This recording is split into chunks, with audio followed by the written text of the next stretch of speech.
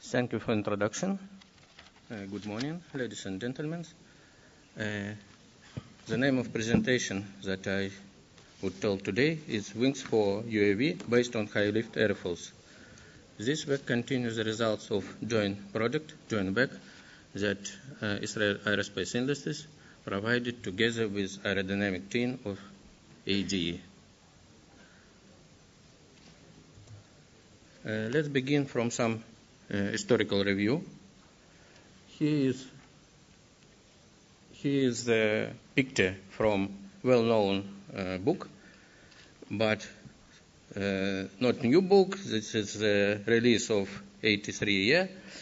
So you see that for low readiness areas that relative to the wings of unmanned vehicles, we don't see even the names, even the bit about the UAV. And the modern releases, the modern reductions of the same graphs already continue the UAV and already continue even the pictures. This is the pictures from open sources from internet. You see that UAV is related for the readiness number area, the main aerodynamic parameter readiness number, that corresponding to our investigation, about 300K. This is the number that we'll speak today. And for additional sample, this is not historical review, this is a forecast, the American market of unmanned vehicles. This is the modern time, and this is a forecast for the next decades. So you see the increase of market, and this is the reason of our interest to this area of investigation.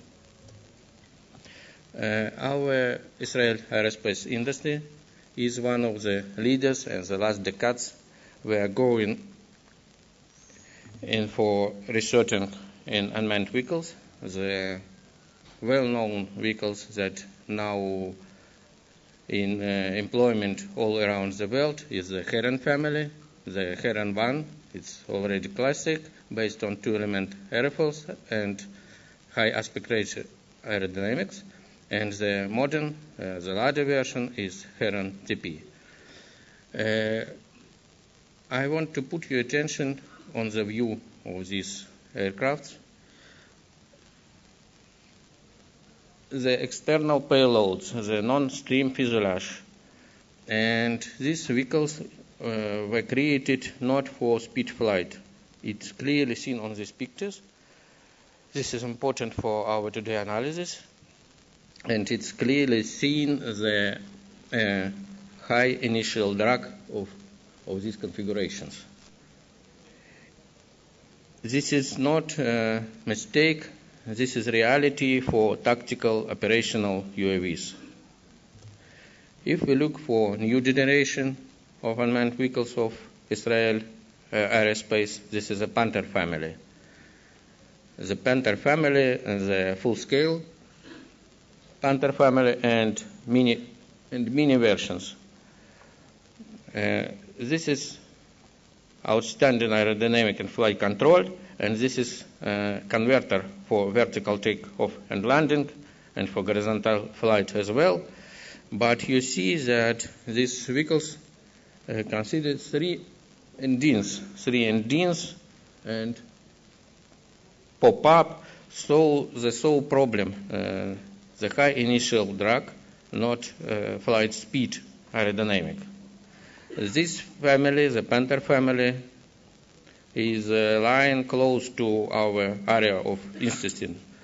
The speeds that you see here on the slides is correspond to the readiness number that we discussed today, that we made investigation.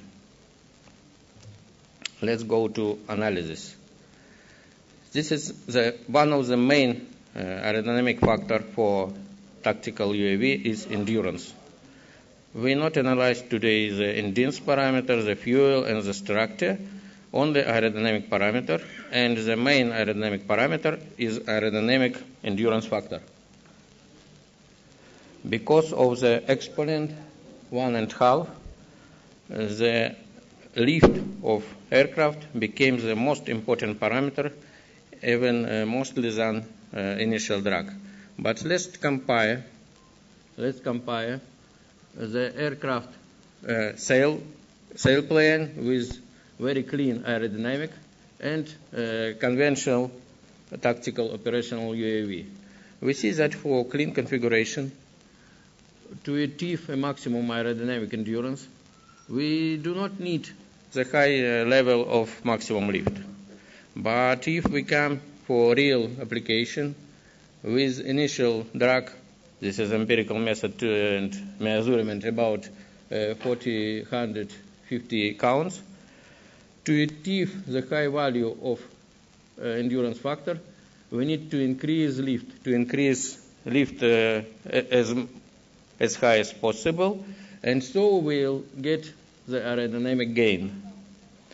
On the right graph, it's presented the comparison between two-element airfoil, between wings based on two-element airfoil with high aspect ratio. This is sample from Heron family. In comparison with conventional single-element based wing, for example, the same class is Predator. And it's clearly seen that for clean application, two-element wings, high-lift wings not have preferences, but for real application with external payloads with high initial drag, the high-lift wings became the gain. If we retain this analysis for Panther family, that is more clear for our today investigation, we see the same results. For clean configuration, for example, with 200 counts, we see some moderate lift we need to achieve maximum lift. But if we look for real configuration to achieve maximum value, high value of aerodynamic endurance, we need to increase lift as possible. But it's not enough to create wing with airfoil based on high lift sections. It is very important complex wing design, including high aspect ratio. On the right graph, we see that for low aspect ratio, the maximum value of aerodynamic endurance is lying not in the high lift area. So high lift airfoils cannot help us for wings with low aspect ratio. But with high aspect ratio, with special long endurance design, the aspect ratio and high value of maximum lift assist us to achieve higher value of aerodynamic endurance. The low speed that is characterized for unmanned vehicles and limited dimensions because of miniaturizations of electronic and miniaturizations of plane relates to the low values of Reynolds number, and this brings the new difficulties for wing design. On this graph, we see that higher value of lift, high lift flight, provides the decrease of Reynolds number because of decreasing of flight speed. And this brings the special features of low Reynolds wing design. The main problem of low Reynolds aerodynamic is that we not put attention for higher Reynolds number, for transonic, for speed flight, is the laminar separation bubble. The laminar separation bubble is the feature of transition between laminar and turbulent flow, and the good design provide the minimal size of separation bubble and full flow reattachment after the separation bubble. But unmistakable design continues the danger of burst of separation bubble with early transition to fully turbulent flow or to fully separation. So we can lost the lift and decrease the capabilities of our wing. And on this graph we see that the area of our UAV is lying on really critically value of Reynolds number. So it is very important the careful design of airfoils and of wing for this area of speed flight. And now we became some report about the results. Several airfoils were designed. Every airfoil was tested in wind tunnel in Kanpur, Indian Institute of Technology. Every airfoil belonged to the original concept, and every airfoil belonged to high lift concept. How we can to achieve maximum value of lift? Let's begin from single airfoil.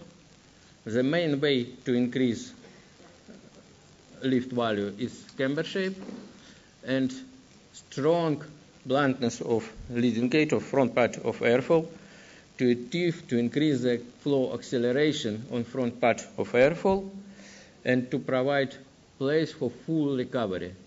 Additional concave for additional lift, but the price for this will be additional pitching moment. And this is permanent curvature design is to provide a mild stall. The same principle is for two element airfoils, but here we have additional level of difficulties, the design of slot. This is a two element airfoil with permanent slot, and we must to carefully design the slot as a confuser, not only for nominal setting, but it have to work as a confuser for all flap deflections. Here must to tell that conventional computational tool cannot assist us to predict horizontal overlap and vertical gap, and so this design is only from empirical experience, and we have to provide reliable overlap for all flap deflections. The new generation is two-element aerofoil with retractable flap, the so named as fixed hinge aerofoil. This is a part of class of Fowler flap, but the second element not go inside as for general aviation wing. This is only retracted to main body. The special feature, the special difficulty of design here is to design the bay for retracted flap so that for flight with retracted flap, wing can work as wing based on single element airfoil. This airfoil provides not only positive flap deflection, but as well the Hort increment. So because of movement, second element afterward. So we get the additional value of lift. The single element airfoil B90 was designed and tested and in wind tunnel. We see the good agreement between experiment and computational lines, and we see the wide milestone plateau, but limited value of maximum lift. Some reserve of increasing of maximum lift could be achieved by additional devices, such as DTE, divergent train leakage, or we proposed the simplified version of DTE, the weight train leakage, that will be more simple for production. But even with this device, the maximum lift retain limited. So to achieve the highest value of maximum lift, we propose the two-element airfoil with built-in possibility of adaptive geometry, with positive of flap deflection, and even for nominal setting, we get the high value of maximum lift and high value of loitering lift, including strict restriction of flight speed safety. The negative of this concept, not negative but some disadvantage, is drag penalty, because two-element airfoils always provide the higher drag with comparison with single-element airfoil. To minimize drag for maximum speed flight, that is more important, we can use decambering options to fly with negative deflection of flap, but even in this case, we retain is relatively high value of drag. The new proposal is two-element airfoil with retractable flap. The deflected flap, not only positive deflection but movement to backward, we can to achieve the higher value of maximum lift, and we can to fly it with retracted flap with drag the similar as the single element airfoil. But we have to pay some price for these advantages. This airfoil is suitable only for positive deflection, so it can be applied only as flap section, not as aileron section. And I put your attention to position of hinge point. It requires the higher power of actuators, higher hinge moment. Sometimes we have the limit of actuators power, so it could be some difficulties. Let's compare the presented designs, the presented concepts. Here is all three concepts on one picture. We see that two-element airfoil with retractable flap in the version of reflected flap provides the maximum lift from all three ways. This is the maximum lift, and this is the loitering area. So we see that fixed hinge airfoil provides the maximum lift, the maximum endurance, maximum aerodynamic endurance for loitering flight.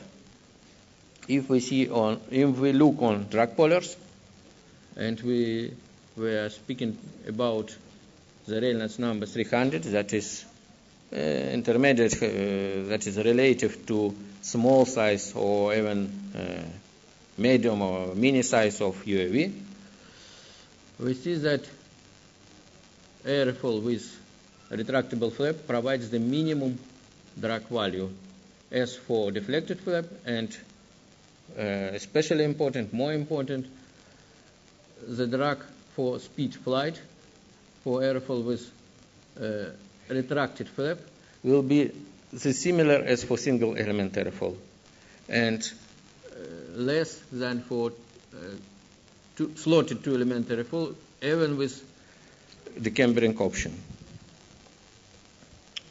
What is the main goal of our airfoil design? The main goal, of course, is not only our interest, but the design of complex wing, of complex high lift wing for long endurance UAV. Let's look of presented airfoils. All these airfoils belong to the one family. So it is they all have the same geometry of front part, and this is allow us to employ these airfoils as a Lego, as some set of wing section to create high lift complex wing, to create a complex high lift wing. How option we see? We see, of course, option the wing based on single element airfoil. This will be high lift airfoil with comparison with conventional catalog airfoils, but it is not enough lift to achieve high value of aerodynamic endurance. So we can to use the two-element airfoils as the aileron section, and single element airfoil as the inboard section, and this way we can to retain full flight control because of high level of maximum lift for outboard wing. We try to retain full flight control and to use maximum lift as the point of fly without safety restriction for internal wind because of mild stall effect of designed airfoil. But this decision we still retain on moderate maximum lift. And the new proposed is the high lift wing with maximum achievable level of lift. For internal wing, for inboard wing, we propose to use two-element airfoil with deflected flap. And for outboard wing, two-element slotted airfoil. So we can to use the deflected flap as a flap for takeoff and landing for achieve maximum lift. And for loitering flight, we can to fly with relatively low drag with retracted flap. And as the aileron section, we propose to use slotted two-element airfoil with built-in possibility of adaptive geometry, so we can to gain not only the maximum theoretical endurance factor aerodynamic, but the aerodynamic endurance for real mission, as for loitering fly, as for speed fly, because of some drag economy. And what will be the conclusions? Some summaries. Several high-lift airfoils were designed. Every airfoil was experimentally tested, and wind tunnel test were confirmed the high-lift capability of these airfoils. Every airfoil belonged to original different concept, and every concept has right to be applied for small, medium, and mini size of UAV. So this is applied investigation, not only theoretical interest. All designed airfoils and all proposed versions of high-lift wings are suitable for small, medium-sized UAV. And the new concept, the new complex high-lift wing were proposed, and it will be interesting to apply this wing to get the maximum high-lift capability and the maximum aerodynamic endurance. At the end, possible the most important slide, the acknowledgement.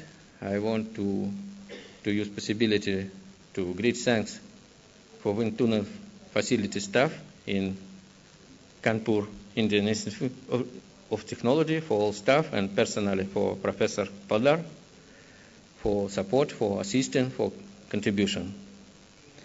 As I told before, this work was joint work with ADE aerodynamic team, and great thanks for aerodynamic team, for Mr. Selvaraj, Sankar, Baunit, for collaboration, and except that, for really warm relation.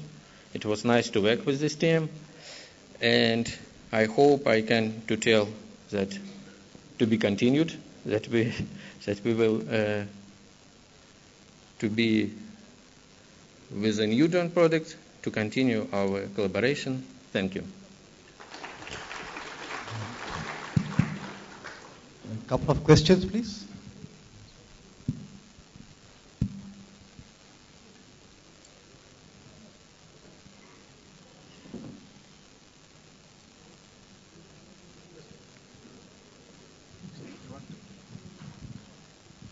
Hello, can you hear me? I'm Vishwanath from Boeing, India. We saw very nice, interesting results and the comparison between slotted as well as the hinged aerofoil with a flap. Just two general comments. One has to do with the fact that all the high lift characteristics on these aerofoils are typical. How sensitive are they to off-design conditions? Because there's a whole lot of viscous flow phenomena on the wing, including the laminar separation bubble. The second question has to do with if there is no bubble on the aerofoil, you will have a laminar flow extending to 30, 40, 50% chord. And there has been a general practice when you look at NLF aerofoils that you use a tripping mechanism so that it does not naturally trip at 50-60% chord, but it trips at a designed position so that you take advantage of the turbulent boundary layer pressure recovery.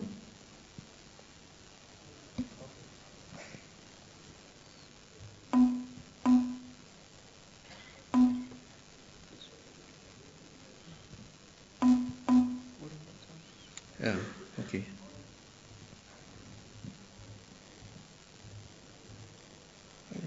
Okay, this one. Okay.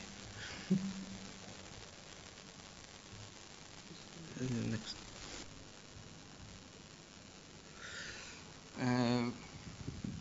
The first question.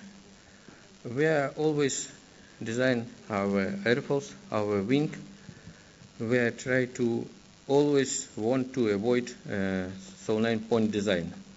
We are always design our airfoils to provide full flight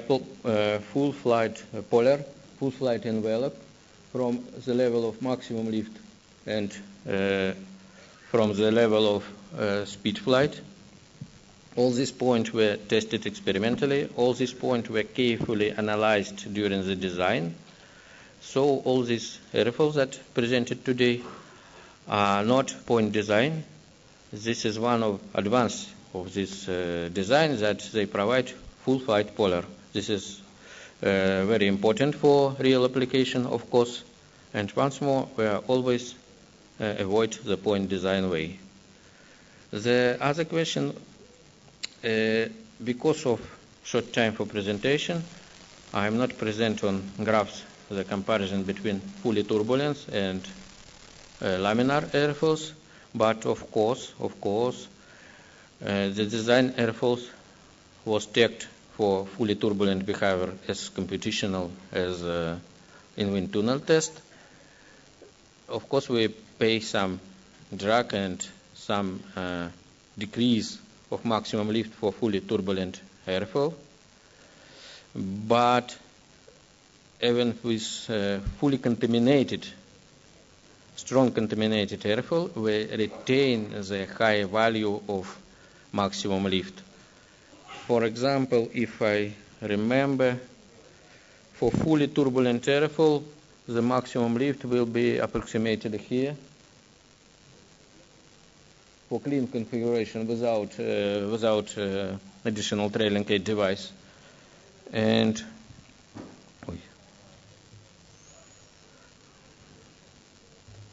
for two-element airfoil, there will be maximum lift something in this area for two-element slotted airfoil. The test was very high value of test with strong contamination, with slight contamination.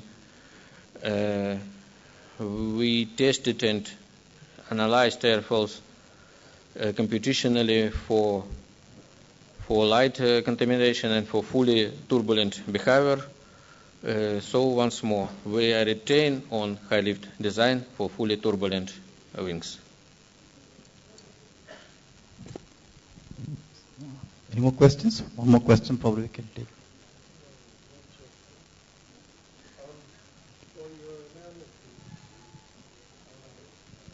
Mike, please.